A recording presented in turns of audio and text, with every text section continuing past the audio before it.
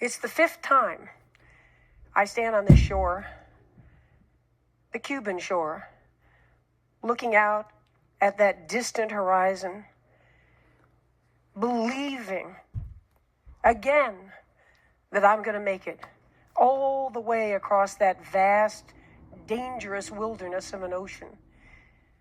Not only have I tried 4 times, but the greatest swimmers in the world have been trying since 1950, and it's still never been done. The team is proud of our 4 attempts. It's an expedition of some 30 people. Bonnie is my best friend and head handler, who somehow summons will, that last drop of will within me when I think it's gone, after many, many hours and days out there. The shark experts are the best in the world, large predators below. The box jellyfish, the deadliest venom in all of the ocean, is in these waters, and I have come close to dying from them on a previous attempt. The conditions themselves, besides the sheer distance of over 100 miles in the open ocean, currents and whirling eddies, and the Gulf Stream itself, the most unpredictable of all of the planet Earth.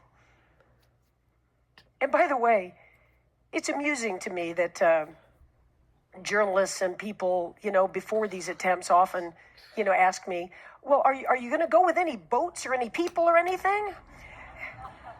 And I'm thinking, what are they imagining? That I'll just sort of do some celestial navigation and, carry a Bowie knife in my mouth, and I'll hunt fish and skin them alive and, eat them, and maybe drag a desalinization plant behind me for fresh water.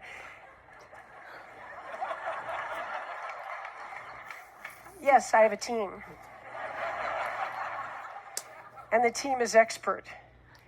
And the team is courageous and brimming with innovation and scientific discovery, as is true with any major expedition on the planet. And we've been on a journey. And the debate has raged, hasn't it, since the Greeks, of isn't it what it's all about?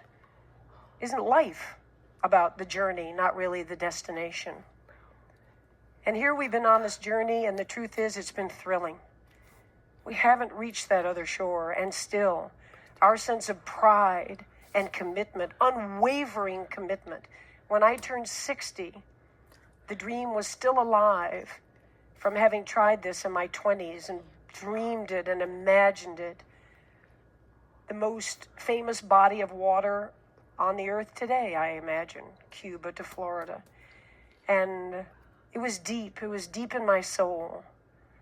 And when I turned 60, it wasn't so much about the athletic accomplishment. It wasn't the sort of ego of I want to be the first. That's always there, and it's undeniable.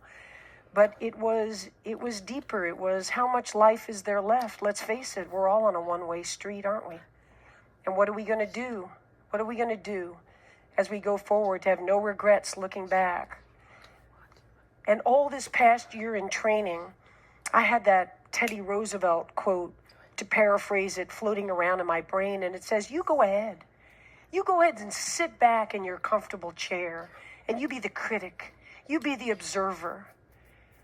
While the brave one gets in the ring and engages and gets bloody and gets dirty and fails over and over and over again, but yet isn't afraid and isn't timid and lives life in a bold way.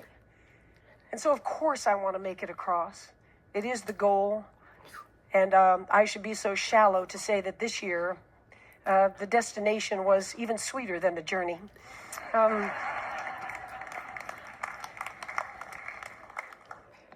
But the journey itself was worthwhile taking.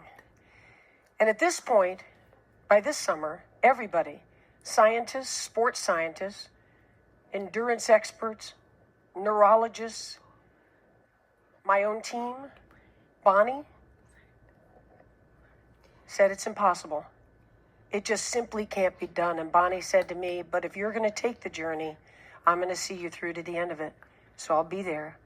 And now we're there.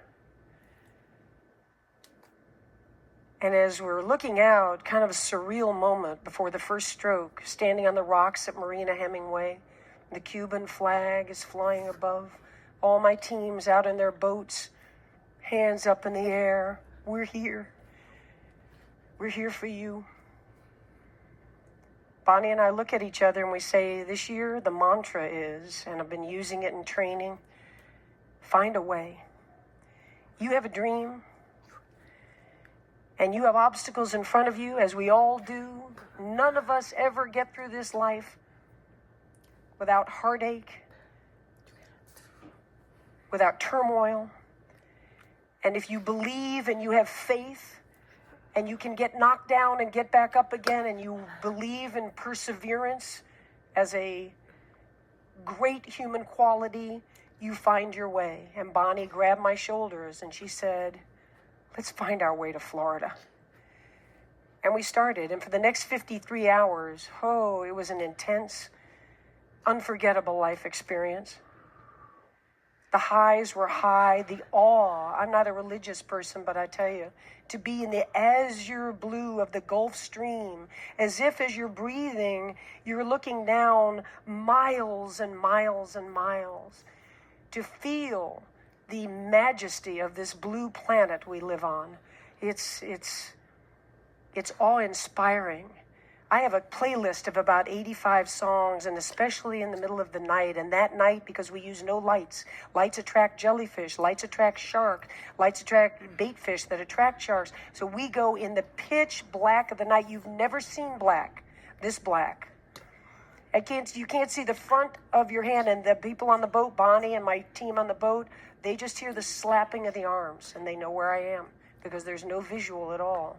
And I'm out there kind of tripping out on my little playlist. I've got tight rubber caps. I don't hear a thing. I've got goggles, and I'm turning my head 50 times a minute. I'm singing, imagine there's no heaven. Do-do-do-do-do. It's easy if you try. Do-do-do-do-do. And I could sing that song 1,000 times in a row. Now, there's a talent unto itself. And each time I get done with, ooh, you may say I'm a dreamer, but I'm not the only one. 222. Imagine there's no heaven. And when I get to the end of 1,000 of John Lennon's Imagine, I have swum 9 hours and 45 minutes. Exactly. And then there are the crises. Of course there are. And the vomiting starts, the seawater, you're not well, you're wearing a jellyfish mask for the ultimate protection. It's difficult to swim in, it's causing abrasions on the inside of the mouth, but the tentacles can't get you. And the hypothermia sets in. The water's 85 degrees, and yet you're losing weight and using calories. And as you come over toward the side of the boat, not allowed to touch it, not allowed to get out, but Bonnie and her team hands me nutrition and asks me what I'm doing, how am I all right? I am seeing the Taj Mahal over here. I'm in a very different state. And I'm thinking, wow, I never thought I'd be running into the Taj Mahal out here. It's gorgeous. I mean, how long did it take them to build that? It's just so, woo.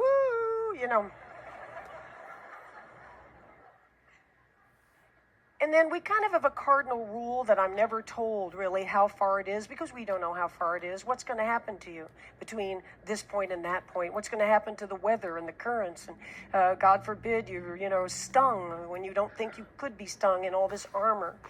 And Bonnie made a decision coming into that third morning that I was suffering and I was hanging on by a thread. And she said, come here. And I came close to the boat and she said, look out there. And I saw light, because the day's easier than the night, and I thought we were coming into day. And I saw a stream of white light along the horizon. And I said, it's going to be morning soon. She said, no, those are the lights of Key West. It was 15 more hours, which for most swimmers would be a long time.